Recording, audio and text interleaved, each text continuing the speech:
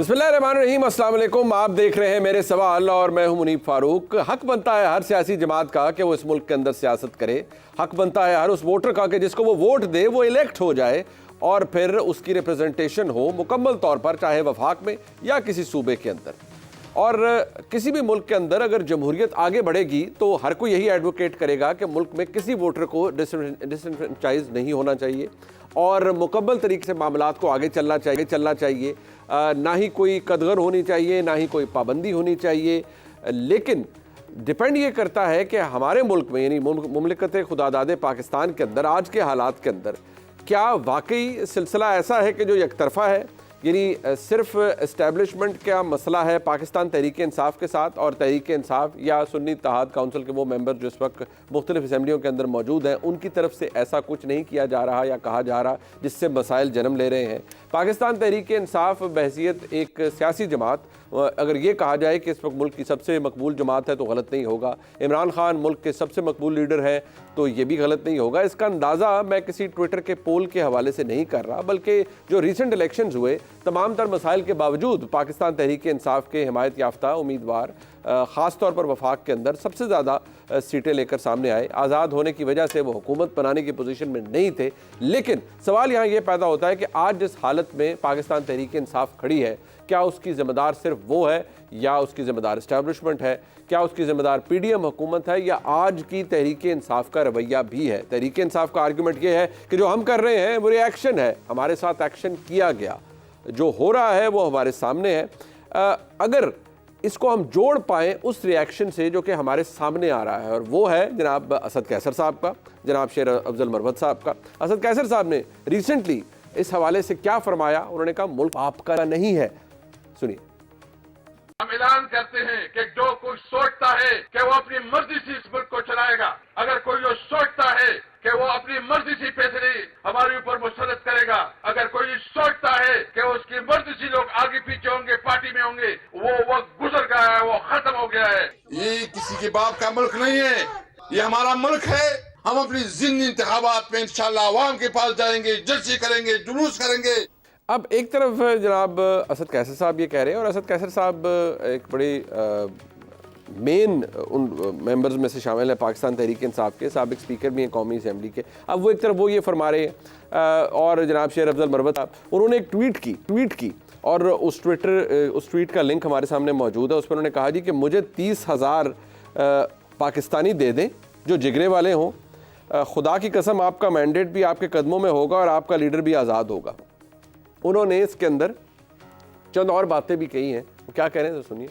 30,000 पाकिस्तानी जवान मुझे मिल जाए, मैं कसमन कहता हूँ कि इस रियासत की बदमाशी आपका मैंडेट भी आपके कदमों में पड़ा होगा और खान की आजादी भी होगी। अब ये वो बात शेर अफजल मरवत साहब ने की है। अब इसके अंदर कुछ बातें ज़रा मैं समझता हूँ शायद थोड़ी सी ऑफेंसिव भी हैं और उनसे मसाइल भी। उन्होंने कहा आपने कौमी सानेहा, ये तमाम उनके ट्विटर के ऊपर मौजूद है और उन्होंने बाकायदा तौर पर इसके वीडियो लिंक भी मौजूद है।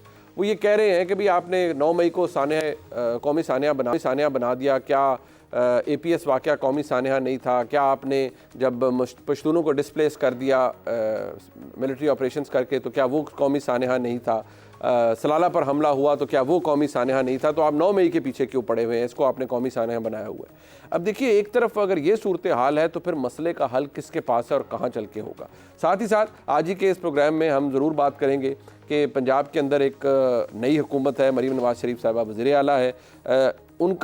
उनकी सोशल मीडिया टीम या उनकी टीम जो उनके साथ है वो उनका ओवर एक्सपोजर करवा रही है वज़ीर आला का, या ये दुरुस्त तरीका है? और मैं आज हमेशा कहता हूँ कि शायद इस डे एंड एज के अंदर ऐसा ही प्रेजेंटेशन होनी चाहिए किसी भी वज़ीर आला की, और लोगों को ऐसे ही लोगों का मामला सामने आना चाहिए कि वज़ीर आला के बारे में हर चीज़ उन्हें पता हो। उसके अंदर चाहे वो कितनी ही अजीब क्यों ना साउंड करे, कितनी ही अजीब क्यों ना नज़र आए, लेकिन वह ऐसे ही है। अपने मेहमानों का तारुफ करवा देते हैं। हमारे साथ मौजूद है, किसी से तारुफ की मुताद नहीं है, सीनियर सहाफ़ी हैं, बहुत शुक्रिया आपका। जनाब आमिर ज़िया साहब सीनियर सहाफ़ी हैं, बहुत शुक्रिया आपका। जनाब आमिर इलियास राना साहब सीनियर सहाफ़ी हैं, मैं ज्वाइन कर रहे हैं, बहुत शुक्रिया साहब आपका भी। सबसे पहले अगर मैं सना बुच्चा साहिबा आपसे आगाज़ कर पाऊँ, ये जो रवैया या लहजा आपने असद कैसर साहब का सुना, मैंने शेर अफजल मरवत साहब का भी आपको बता दिया, आप सुन भी लिया। आपको लगता है कि ये वन साइडेड ट्रैफिक है, बट और डू यू थिंक कि पीटीआई जस्टिफाइड है ये सब करने पे? कभी जितना हमारे साथ हो गया, फिर हम और क्या करें? हम जितना दबना चाहते थे दब गए हैं, अब इसके बाद अब और हम क्या करें? हमने अब रिजेंटमेंट शो करनी है, क्योंकि यही हमारी यूएसपी है। हम रिजेंटमेंट शो करेंगे तो हम पॉपुलर रहेंगे। Do you think this is the right course, और ये आपको लगता है कि नहीं, ये दो तरफा ट्रैफिक है, पीटीआई भी गलत कर रही है या उनके साथ हो रहा है वो भी गलत हो रहा है? लेकिन जो इस मुल्क में हो रहा है वो बहरहाल पीटीआई के साथ हो रहा हो या पीडीएम की गवर्नमेंट के साथ हो रहा हो या नाम नहाद अपोजिशन के साथ हो रहा हो, उनमें से कोई भी चीज़ दुरुस्त नहीं है। क्या इलेक्शन के फॉर्म 45 से लेकर 47 तक की कहानी दुरुस्त है? नहीं। क्या फॉर्म 47 वाले इलेक्टेड लीडर्स हैं? नहीं। क्या काबीना में ऐसे लोगों को होना चाहिए था जो केयर टेकर सेटअप में मौजूद रहे? नहीं। क्या आपको लगता है कि पाकिस्तान तहरीक इंसाफ किसी तौर पर भी माफ़ी के काबिल है? तो इसका जवाब इस्टेब्लिशमेंट का है नहीं।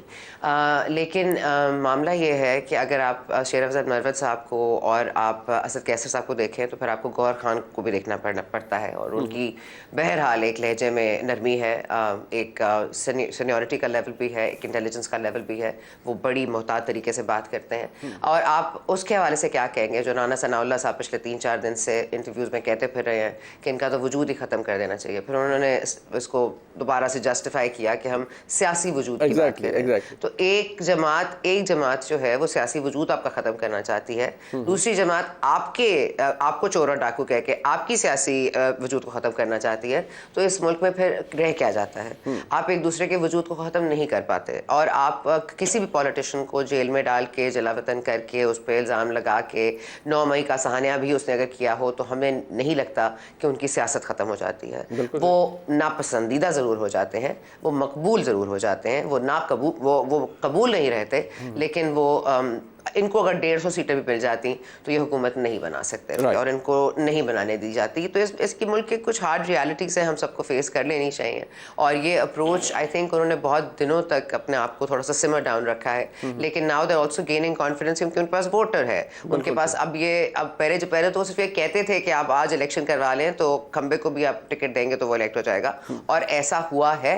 सो अब now there in that stage जहाँ पे वो बार्गेनिंग पावर रखते हैं, जहाँ पे वो ये अपनी आवाज़ ऊंची करने का हक भी रखते हैं। अचानक उनके अवाम का मैंडेट मिल गया है। उनको अवाम का मैंडेट 2018 में नहीं मिला, लेकिन isn't it weird कि उनको अब मिल गया है, और अब ज़रूरत से ज़्यादा मिल गया है। So that's made them much stronger. So वो होगा कि कभी हार्ड अप्रोच होगी, कभी सॉफ्ट अप्रोच होगी, कभी असद कैसर साहब चिल्लाएंगे, कभी शेर अफजल मरवत साहब चिल्लाएंगे। हाँ, ये चलता रहेगा। हल्की फुल्की मौसीकी तो चलती रहेगी, हल्की फुल्की मौसीकी चलती रहेगी। आमिर ज़ैद साहब, ज़रा अगर जो ख़ास तौर पर अपना शेर अफजल मरवत साहब ने कहा है, आई मीन ये आपको लगता है कि ये चीज़ें कोई, ये भी एक थ्योरी आती है ना कि उनकी बातों को कंडोन किया जाता है कि ठीक है यार इन्हें वेंट आउट करने दें, अपना गुस्सा शुस्सा निकाल रहे हैं, जिस तरह सना बुच्चा साहब ने कहा हल्की फुल्की मौसीकी चलती रहेगी, कभी गर्म कभी नरम। या आपको लगता है कि ये प्रॉब्लम क्रिएट कर रहा है तहरीक इंसाफ के लिए, बिकॉज वो कोई हेड में निकल नहीं रहा ना? अब तो वो ट्वीट्स करते फिर रहे हैं पूरी तहरीक इंसाफ करिए, नहीं जी हम यकजा हैं। शेर अफजल मरवत ही कहते हैं कि हमारे 40 MPA तोड़ लिए, वो कहते हैं नहीं हमारा कोई MPA नहीं टूटा, हम यकजा हैं और हमारी सीटें भी सेनेट में निकल आएंगी। सो आपको लगता है कि सम हाउ ये PTI के लिए कोई रिवर्सल शुरू नहीं हो रहा अभी तक? एक के बाद एक चीज़ें हो रही हैं, रिकाउंटिंग में भी मार पड़ रही है। पीटीआई का आप देखें कि अरसे से एक ही लाइन और लेंथ पे वो बॉलिंग कर रहे हैं। वो जितना ज़्यादा वो समझते हैं कि हम तड़पेंगे फड़केंगे उसके बाद हमें जगह मिलेगी, लेकिन हो ये रहा है कि उनका एक कहते हैं ना जो तसादुम की है, एक ऐसी जहाँ पे उनकी झुंझलाहट का इजहार होता है, गुस्से का इजहार होता है, और यकीनन उसमें उसकी वजूहात भी होंगी कि जनाब उनको ये परसीव करते हैं या उनको वाकई उनके साथ ऐसा हुआ कि बड़ी ज़्यादतियाँ हुई हैं, और उसकी एक तवील फहरिस्त है जो मुझे दोहराने की ज़रूरत नहीं है, जो PTI हमेशा दावा करती है। तो लेकिन उसके नतीजे में वो मज़ीद मुश्किलात में फंस रही है। उसमें यह नहीं हुआ कि जनाब उसके लिए कोई रास्ते निकल आए हों, तो फिर गालिबन ये वक्त है कि वो अपनी हिकमत अमली को रिविजिट करें, वो दोबारा सोचे कि जनाब हमारा जो हदफ है वो दुरुस्त है या हमें कुछ निशाना बदलना चाहिए।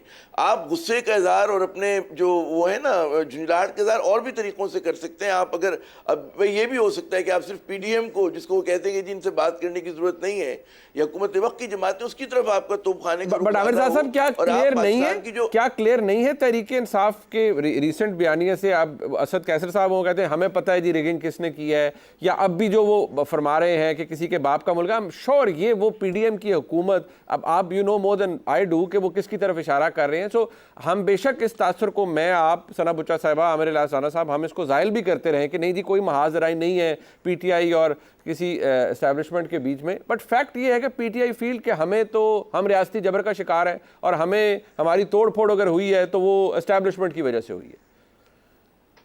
नहीं, आप दुरुस्त कह रहे हैं। मैं सिर्फ, मेरा कहना ये कि पीटीआई को देखिए ना, जब आपको पता है कि आपकी हिकमत अमली से जो है फर्क नहीं पड़ रहा है और उससे नुकसान ही हो रहा है, तो फिर इसमें आपको बदलने की ज़रूरत है। और जितना आप ज़्यादा मतलब है कि इदारों को मुतनाज़ा बनाते उतनी ज़्यादा मुश्किल में फंस रहे हैं। तो आपको गालिबन एक नई राह अपनानी चाहिए, गालिबन की यकीनन अपनानी चाहिए।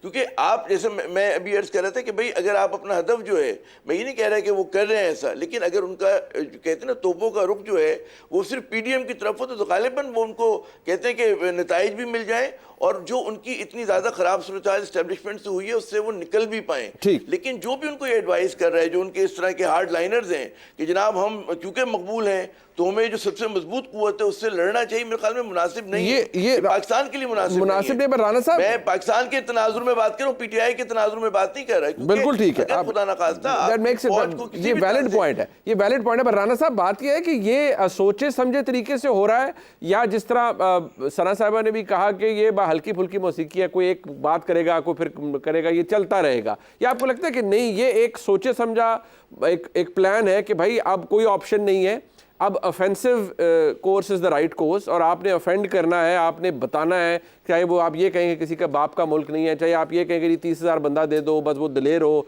तो हम आपको मैंडेट भी ले देते हैं। और आई मीन इसका मतलब है ना, आप खैबर पख्तूनख्वा में खड़े होके या किसी की जगह पर खड़े होके, या एक खैबर पख्तूनख्वा से इलेक्ट हुआ लीडर अगर ये बात करेगा तो इसका मतलब तो कोई ना कोई कहीं ना कहीं जाएगा। जी बिल्कुल, मैं सना बुच्चा साहिबा ने जो गुफ्तगू की और आमिर ज़िया साहब ने कहा, मैं दोनों से इत्तफाक राय करते हुए बात बताऊंगा कि असल मसला पीटीआई की लीडरशिप का अपना है। खान साहब ने ये कहा कि 8 फरवरी के बाद से मुझसे किसी ने रब्ता नहीं किया, तो आपके ख्याल में वो पीडीएम से बात करने के लिए कह रहे हैं, वो आसिफ अली जरदारी से बात करना चाह रहे हैं, वो नवाज शरीफ से बात करना चाह रहे हैं? नहीं, उनकी पहले दिन जब वो इक़्तिदार से जा रहे थे तब से लेके आज तक, पुराने आर्मी चीफ चले गए और नए आर्मी चीफ आ गए, उनको रोकने से लेके उनकी अपॉइंटमेंट तक उनकी ख्वाहिश ये है कि मुझसे बात की जाए। सदर अलवी मौजूद थे, वो उनके टेलीफोन पे वेट कराया करते थे कि जी आप बात कर लें, और वो नहीं होती थी और अब भी नहीं हुई। अच्छा, अब उसका हल क्या था? एक है जो नवाज शरीफ की पोजीशन थी कि सज़ा दे दी, वो बेटी से समेत जेल में चले गए, उन्होंने वोट बैंक को संभाला और मैं समझता हूँ सियासी तौर पे उन्होंने अपनी पार्टी को बचाया और इलेक्शन में ले गए। खान साहब ने क्या किया? इन्होंने जाके एस्टैब्लिशमेंट पे हमला कर दिया। ये 9 मई तो बाद में हुआ है ना, ये जिस दिन निकाले जा रहे थे ये जनरल बाजवा को, मीर जाफर, मीर सादिक और पता नहीं अमरीका, और फिर आखिर में मोहसिन नकवी पे आ गए, यहाँ तक ले गए कि जी ये सारी साजिश। और अब फिर वो डोनाल्ड लू से लेके और किसी बंदे को उन्होंने छोड़ा नहीं। उनके यहाँ कन्फ्यूजन भी है और वो समझते ही हैं कि जो मैं उल्टा सीधा करता हूँ नतीजतन मेरे साथ होता है।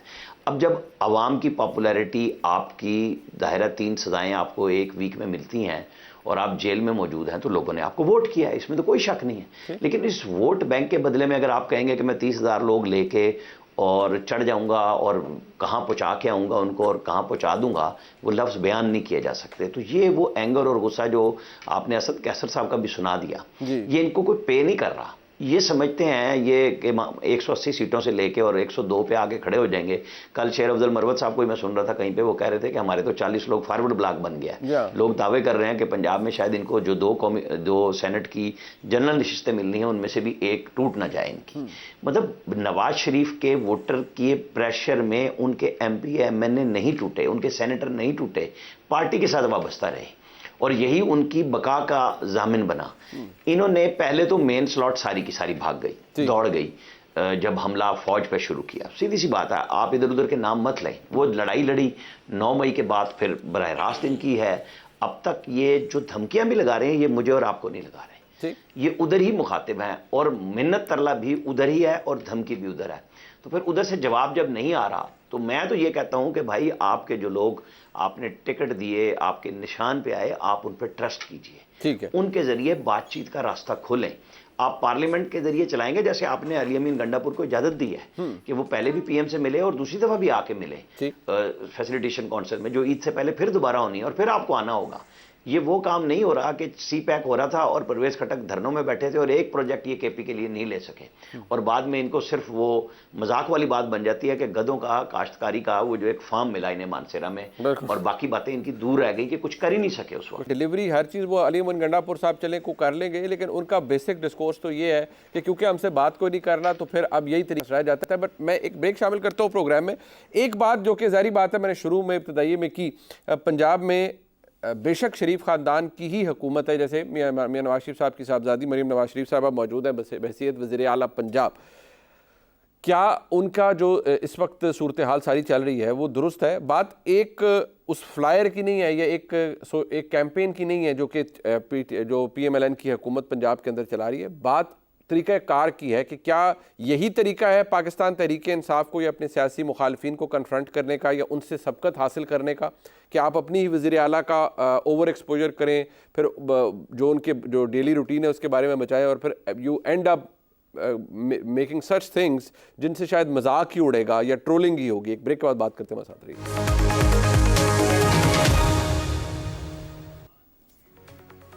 अच्छा, ये गुज़िश्ता रोज़ जी पंजाब हुकूमत की जानिब से 23 मार्च 2024 का, उस पर लिखा हुआ है जी कि फ्लायर है, नज़र आ रहा है आपको स्क्रीन पे, कि आपकी वज़ीर आला ने आज क्या किया, जानना आपका हक, बताना हमारा फ़र्ज़। 3 काम लिखे हुए, यानी नीचे एक लिखा हुआ है जी कि यौम पाकिस्तान पर पैगाम, करारदाद पाकिस्तान मंजूर करने वालों को खिराजी अकीदत।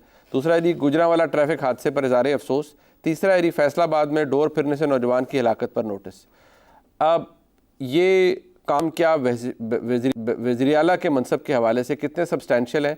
पाकिस्तान के अवाम को, पंजाब के अवाम को जानने की क्या ये ज़रूरत है? आम तौर पर देखा जाता है कि हुकूमतों के, कोई भी हुकूमत है, 100 डेज़ एजेंडा होता है कि पहले 100 दिनों में हमने ये करना है, और इनिशिएटिव्स हैं, बहुत सारे काम हैं जो वज़ीर आला पंजाब ने ओहदा संभालने के बाद किए हैं, लेकिन ये वो कोई काम ऐसा नहीं है जो काबिल सताइश हो कि जी जिसके ऊपर आप बाकायदा तौर पर लोगों को बताएं कि आज उन्होंने क्या किया। बस सना बुच्चा साहब, this is over exposure inspiration आपके नज़दीक, या ये कोई नया मेथड है कि भाई ये वक्त है, आप लोगों को जब तक सोशल मीडिया पे बताएंगे नहीं तो फिर आप आगे चल नहीं सकते, और आपने पॉपुलैरिटी ऐसे हासिल करी है। I want your dispassionate view on this कि is this the right course? अब या हम बहुत पीछे रह गए हैं, या मैं अपनी बात कहता हूँ कि मैं बहुत पीछे हूँ इस दौर के अंदर, सोशल मीडिया के अंदर, कि मुझे समझ नहीं आ रहा। At least I found it allow me to say hilarious कि आप पंजाब के अवाम को ये बता रहे हैं कि ये 3 काम किए हैं आपके वज़ीर आला ने आज।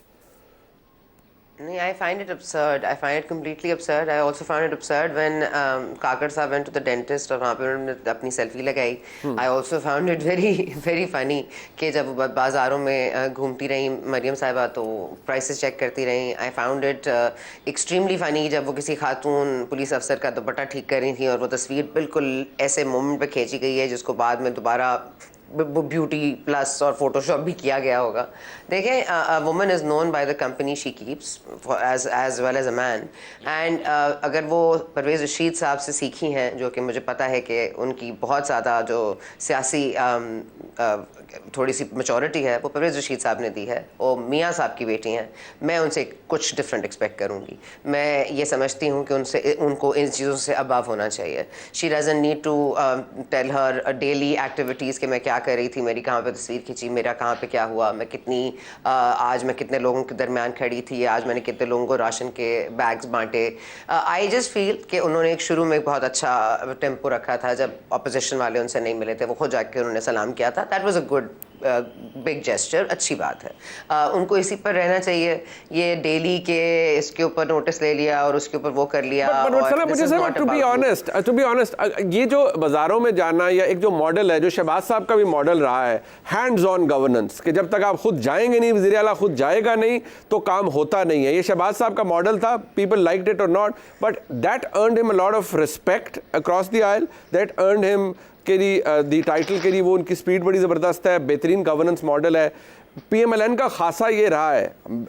मेरा आपका एतराज़ ये ज़रूर है कि ये अबसर्ड है कि आपके वज़ीर आला ने आज क्या किया, लेकिन क्या आपको नहीं लगता कि ये काम तो फिर एक सियासी हुकूमत में होते हैं, लीडर सियासी हुकूमत है, उन्होंने काम करना है, करेंगे नहीं तो लोगों को क्या बताएंगे? नहीं, वो जो लंबे बूट पहन के जो फ्लड्स के लिए बाहर निकल जाते थे, वो ऐसा इफेक्ट हुआ है कि वो जब भी पावर में आते हैं कहीं ना कहीं बारिशें हो जाती हैं, कहीं ना कहीं मुसीबतें आ जाती हैं। तो मेरा ख्याल है long boots are not such a commendable thing. I think long boots को भूल जाना चाहिए, क्योंकि आप शहबाज शरीफ साहब की पहले पीडीएम हुकूमत आई थी तब भी इसी तरह से फ्लड्स आए थे और अब भी इसी तरह से फ्लड्स आए। तो मेरा ख्याल है वो long boots have a lot to do with that. Right. लेकिन let a real crisis come through, और उसके बाद अगर लंबे बूट्स की जरूरत है या डेंगू मच्छर को मारने के लिए हाथ में स्प्रे लेने की जरूरत है या लोगों में वो फिश नेट्स बांटने की जरूरत है, तो let that day come, then we can upload her. Like let's not like वो वो लंबे बूटों वाला आप एग्जांपल ना दिया करें, क्योंकि जब भी ये हुआ है फिर बारिशें ही हुई हैं। जब बारिश होती है तो पानी आता है। अब हाँ नहीं वो जरा उस पर ध्यान हमें करना है। अब आमिर ज़िया साहब, बात ये कि क्या हम ओवर क्रिटिकल हो रहे हैं या आज की तारीख में ये ज़रूरी है कि आपने जब तक आप प्रोजेक्शन नहीं करेंगे लोगों को पता नहीं चलेगा? अच्छा, आपने बिल्कुल सही लफ्ज़ इस्तेमाल किया था कि ओवर एक्सपोजर। और हमारे यहाँ सियासतदानों को एक तो बोलते बहुत ज़्यादा हैं, सिर्फ मैं मरीम साहिबा की बात नहीं करे, हमारे यहाँ एक अमूमी मर्ज है कि ज़रूरत से ज़्यादा बोलते हैं। मैदान कहते हैं ज़बान के आगे मैदान है, घोड़ा दौड़ा रहे हैं आप ना।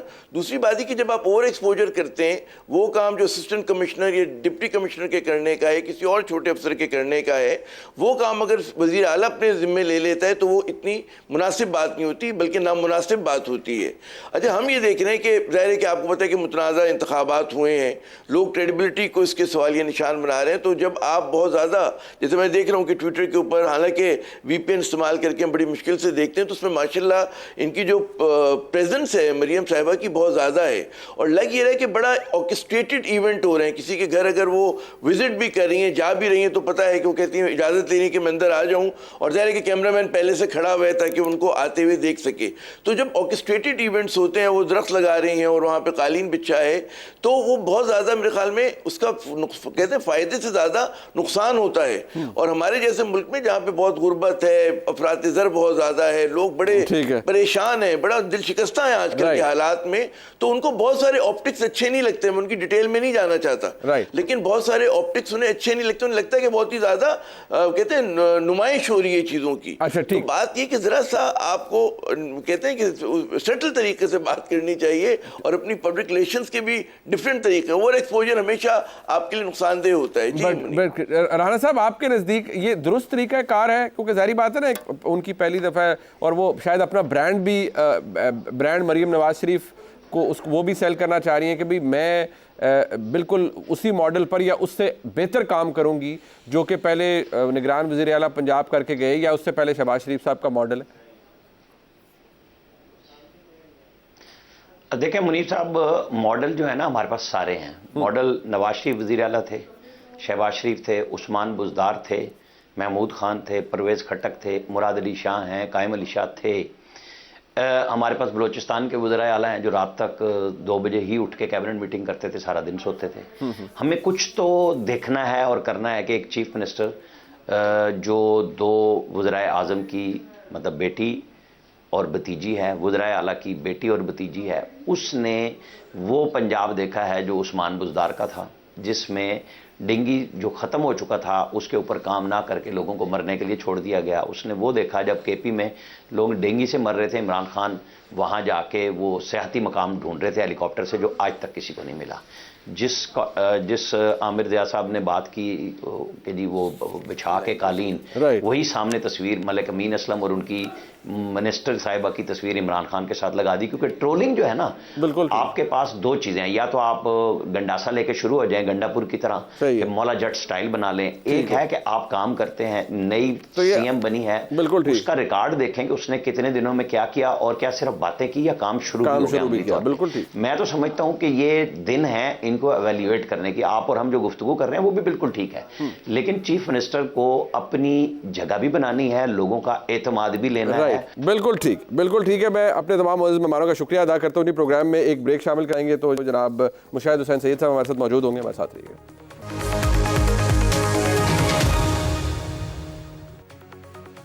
एक कॉम्प्लेक्स सूरत हाल का सामना है पाकिस्तान को खारजा महाज के ऊपर। अफगानिस्तान के साथ ताल्लुक पाकिस्तान का हमेशा से ही बड़ा डिफ़िकल्ट रहा है। मेरे साथ मौजूद हैं जनाब मुशाहिद हुसैन सईद साहब, किसी तारुफ के मोहताज नहीं है, साबिक चेयरमैन है कामा कमेटी बराए दिफा सेनेट। बहुत कुछ सीखते हैं मुशाहिद साहब। आप यकीन मानिए कि बहुत से लोग आपकी बातों से बहुत कुछ सीखते हैं, बट आज सबसे बड़ा कंसर्न ये है कि पाकिस्तान का बड़ा हार्ड अर्नड पीस था जो over the period of time हमने लिया, बट अब बड़ी टर्बुलेंट सी सिचुएशन है पाकिस्तान के अंदर। हमारा अब जो एजेंडा है इस वक्त अफगानिस्तान के अंदर, ये कितना अचीवेबल है कंसिडरिंग कि वहाँ तालिबान हुकूमत है, कंसिडरिंग कि वहाँ पर अमेरिका सेंटकॉम चीफ कह रहे हैं कि वहाँ पर हार्बर किया जा रहा है, टीटीपी को अफगान तालिबान कर रहे हैं। सो हम इस क्वैगमायर से कैसे निकलेंगे अब? अस्सलाम वालेकुम जी मुनीब साहब, और आपके व्यूअर्स को मेरी तरफ से बड़ा अस्सलाम वालेकुम और रमज़ान मुबारक भी हो। मैं समझता हूँ ये बिल्कुल सही फरमाया आपने कि ये सबसे नंबर 1 फॉरेन पॉलिसी और कौमी सलामती का मसला है पाकिस्तान का इस वक्त अफगानिस्तान। और अफसोस ये है कि ये कुछ माजी की गफलत कह लें या गलतियां कह लें, हमारी अफगानिस्तान की पॉलिसी तो फेल हो चुकी है। पिछले 3 सालों में हमारी 3 पॉलिसीज थी अफगानिस्तान के ऊपर। जब अमेरिकन थे तो हम कहते थे गुड तालिबान है अफगान तालिबान, उनका हम प्रोटेक्ट भी करते थे, मदद भी करते थे और उनके लिए तर्जमानी भी करते थे। फिर जब अमेरिका का इनखला हुआ और वो निकले बाहर वहाँ से 15 अगस्त 2021 के बाद, तो फिर हमने कहा कि जो बैड तालिबान है उनसे मुज़ाकरात करते हैं, यानी कि टीटीपी वाले, उनसे हमने मुलाकात भी की, हमारे जनरल्स गए, काबुल गए, उनसे मुज़ाकरात किया। और अब तीसरी स्टेज ये आ गई है कि अब हमें गुफ्तगू छोड़ें, हालात ख़राब छोड़ें, बॉम्बिंग की नौबत आ गई है। यानी कि ये तीसरा आपका हमसाया है जिससे आपके पिछले 5 साल में एक फौजी झड़प हुई है। ये अफसोसनाक पहलू है। मेरा तो व्यू ये होगा कि अफगानिस्तान को हैंडल करना है तो हैंडल विद केयर, सॉफ्टली और स्ट्रांगली, लेकिन फौजी तरीके से नहीं। और मेरा अप्रोच ये होगी कि रीजनल अप्रोच, इलाकाई अप्रोच। चाइना इस वक्त तालिबान अफगानिस्तान के जो हैं उनसे ज़्यादा करीब है बनिस्बत हमें, तो चाइना के भी गुड ऑफिसेज इस्तेमाल करें। तो diplomatic approach, high level dialogue और रीजनल अप्रोच, ये रास्ता है। मुशाहिद साहब, एक इशू ये भी रिसेंटली आपने भी इससे फ्लैग किया, it's a bit of concern for every Pakistani also, कि हम नेचुरली सीपैक के ऊपर बड़ा हम कैपिटलाइज करने की भी कोशिश करते हैं। We take pride in it कि पाकिस्तान के अंदर इतना बड़ा एक इन्वेस्टमेंट थी। अब वो समहाउ ये कितना दुरुस्त है, या लोगों को भी एजुकेट करने की ज़रूरत है कि वो IMF के सामने है। सो ये कितना कंसर्न है पाकिस्तान के लिए बहसीत रियासत कि अब IMF भी उसको किसी कोई माइक्रोस्कोपिक व्यू लेके देख रहा है, या किस तरह से उसको देख रहा है? ये मेरे ख्याल में आपका जो खदशा आपने बयान किया बिल्कुल जायज़ है, मैं उससे इत्तफाक करता हूँ। देखिए, पाकिस्तान चीन ताल्लुकात आपके दरीना ताल्लुकात हैं, स्ट्रेटेजिक ताल्लुकात हैं, 60 साल के ताल्लुकात हैं। चीन आपके साथ चट्टान की तरह खड़ा है हर मौके पर, हर वक्त, हर इशू पर। और अगर उनके जो ताल्लुकात की बुनियाद है आजकल सीपैक, उसकी डिस्कशन वाशिंगटन में हो रही है, चाहे जो भी वजूहात हों, और वो चाइना को तो पसंद नहीं आएगा ना। और दूसरी बात यह भी है कि उसके साथ साथ जो ग्राउंड सिचुएशन है कि जो सीपैक का एक सेंटर पीस कह लें या उसका सतून कह लें, गवादर बंदरगाह, उधर भी कुछ हालात सिक्योरिटी के और दूसरे ठीक नहीं है। तो मजमूई तौर पर ये सूरत हाल को मेरे ख्याल में फॉरेन पॉलिसी प्रायोरिटी अगर अफगानिस्तान नंबर 1 है तो नंबर 2 प्रायोरिटी है सीपैक में तवानाई बख्शनी, चाइनीज़ को फिर से एतमाद देना और इसको बहाल करना, ताकि ये हमारी इक्तिसादी आज़ादी की जामन है और चीन के साथ कुर्बत की एक बड़ा की सतून भी है इस वक्त। ठीक, अब इम्पॉर्टेंट फैक्टर ये भी है मुशाहिद साहब कि नेचुरली खारजा अमूर हमारे बहुत इंपॉर्टेंट है। एक इंटरनल इंस्टेबिलिटी मौजूद है, सियासी instability, obviously that affects the economic stability. But वो समहाउ इलेक्शन हो गए हैं, it's been over a month now, but we don't see anything happening. मतलब वो भी कोई अचीव होती भी नज़र नहीं आ रही। लोगों का उस हिसाब से देखा जाए, सियासी जमातों का आपस में डायलॉग इट्स ऑलमोस्ट ज़ीरो। जो एक सियासी जमातों का या एक सियासी जमात का एस्टैब्लिशमेंट के साथ ताल्लुक है वो बहुत सावर हो चुका है। सो आपको अगले आने वाला 1 साल 2 साल आप उसको कैसे प्रेडिक्ट करते हैं? मैं समझता हूं कि ये बिल्कुल सही आपने कहा कि जो इलेक्शन के नतीजे में एक इस्तेकाम आना चाहिए था सियासी हवाले से, वो नहीं आया और उसका इम्कान भी नज़र नहीं आ रहा, क्योंकि लगता है कि एक तो जो प्ले बुक थी 8 फरवरी से पहले वही प्ले बुक चल रही है। मेरे ख्याल में उसमें तब्दीली, उस स्क्रिप्ट में तब्दीली की ज़रूरत है। ज़मीनी हक़ाइक़ तब्दील हो चुके हैं और एक सिर्फ उम्मीद की किरण अच्छी थी मेरे ख्याल में पिछले हफ्ते कि स्ट्रेटेजिक इन्वेस्टमेंट फैसिलिटेशन काउंसिल खाकी अम्ब्रेले में मैंने देखा कि चीफ मिनिस्टर पीटीआई का, पीएमएलएन की और पीपीपी के एक ही सफ में खड़े हो गए और under the protection of the खाकी अम्ब्रेला। वो अच्छी बात है, शुरुआत है कि कम से कम मईशत के हवाले से उनको इकट्ठा कर लिया गया, लेकिन उससे आगे बढ़ने की ज़रूरत है। मैं तो कहता हूँ हीलिंग टच दस्ते शफा सिस्टम में अगर आ गई है पीटीआई, उनको मौका दें। अगर उनकी सीटें बनती हैं तो वो सीटें भी दिलाएं और जिनके खिलाफ ज़्यादा सीरियस केसेस नहीं,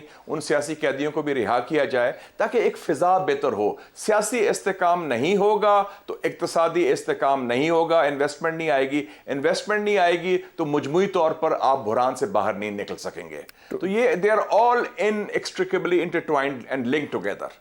तो ये बुनियाद इस वक्त सियासी खलफशार है। बिल्कुल ठीक। टुवर्ड्स द एंड मुशाहिद साहब, आपने जुमला लफ्ज़ इस्तेमाल किया दस्ते शिफा। अब वो दस्ते शिफा से दस्ते शफकत तक कब जाता है वो तो शायद आई थिंक बीच में काफ़ी लंबा अरसा गुजर जाता है। दस्ते शफकत हासिल करना वो तो दस्ते शफकत कहीं और है अभी, बट ये जो दस्ते शिफा है इसके लिए ये वन साइडेड तो आपका तजर्बा बहुत है, ये हो नहीं सकता। इसके लिए तहरीके इंसाफ को क्या करना होगा कि वो दस्ते शिफा ले पाए? तहरीक इंसाफ को भी अपना माइंडसेट चेंज करना होगा। ये देखें ना, ये कोई गुरिल्ला जंग तो नहीं है ना, ये एक जमहूरी जद्दोजहद का एक हिस्सा है। सही। इस वक्त दो बेसिक फोर्सेस हैं आपके। एक सरकारी सिस्टम है जिसमें सारे शामिल हैं, सारी पॉलिटिकल फोर्सेस भी कह लें, पार्टीज भी अब उसमें जम हो गई हैं, और एक अवामी कुव्वत है बाहर। वो जो अवामी कुव्वत है भी वो सिस्टम के अंदर आके रूल्स ऑफ द गेम के मुताबिक काम करे, अपने भी गलतियों से सबक सीखे। क्या सबसे बड़ी गलती क्या की थी कि जब उनके हाथ में एक मेजॉरिटी थी पार्लियामेंट में, 2 हुकूमतें थी, उन्होंने सबको दस्तबरदार किया और कहा जी हम इस्तीफा देते हैं। तो अब मेरे ख्याल वो सबक भी सीख लिया है। और दस्ते शफा और दस्ते शफकत में इतना बड़ा फासला नहीं। हमारे यहाँ भी यू टर्न सिर्फ पीटीआई की मोनोपोली नहीं, बाकी लोग भी यू टर्न कर सकते हैं अगर नजरिया जरूरत के तहत। नजरिया जरूरत के तहत। मुशाहिद साहब बहुत शुक्रिया आपका, आपने अपना कीमती वक्त दिया और यकीनी तौर पर जो आपने आखिर में कहा है उसको लोग एंजॉय भी करेंगे और रिलेट भी कर पाएंगे। ये प्रोग्राम था जी आज का, इसको आपने देखा, इसका फीडबैक हमें जरूर दीजिएगा। देखने का बहुत शुक्रिया। खुदा हाफिज़।